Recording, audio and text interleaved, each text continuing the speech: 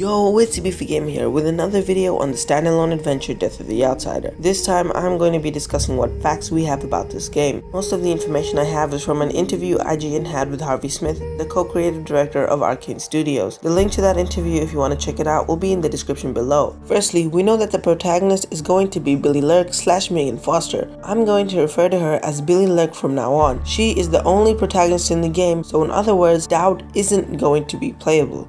Next, we know that the game is going to be set a couple of months after Dishonored 2.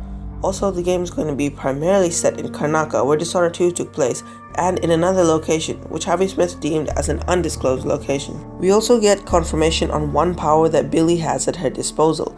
The power she uses in the trailer is called Displace, and it works like this. You leave a marker in the world, and whenever you want, you teleport to that marker. So basically in this scene, Billy lays a marker in the hallway and later teleports to it. I think this screenshot from the Dishonored 2 website is actually a picture of Displace being used. Just a side note here, it is confirmed that Billy does not have the mark of the Outsider. Additionally, we got some more information on Billy's new equipment. Her eye is called the Eye of the Dead God, and her arm is made from pieces of the Void. The knife she has is actually the blade that was used to sacrifice the Outsider, and she finds it during a mission in the game. Billy also has the ability to deconstruct and reconstruct her blade as seen in the trailer. We know that Clockwork Soldiers make a return from the screenshot of the game. However, since most of the Clockwork Soldiers are gone, how do they make a reappearance in Death of the Outsider? And why do they have the old ceramic masks that were discarded by Kiran Jindosh in order to use the bird heads we're also familiar with?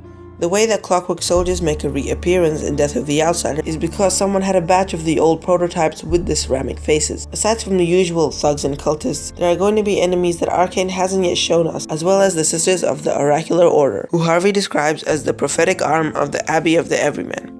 Then there's this gadget called a hook mine. That's a magnetic device which you can place on walls in different spots that will pull enemies to it and anchor them there. This can be used non-lethally, but you can even place multiple hook mines in order to literally rip an enemy apart. Death of the Outsider is a standalone adventure, so it's not Dishonored 2 DLC, and is going to play much as any standard Dishonored game or DLC. There are going to be missions which aren't open world but do have a large and diverse area to move through and experiment with. Each mission will have a different theme, and there is still the chaos system. Clean hands and ghosts are still options, and there are still multiple collectibles and hidden areas to find and discover. Also, you'll be able to not kill the Outsider. A shout out to this guy, Scott K, who brought this interview to my attention. Thanks, Scott, and thank you for watching, and goodbye!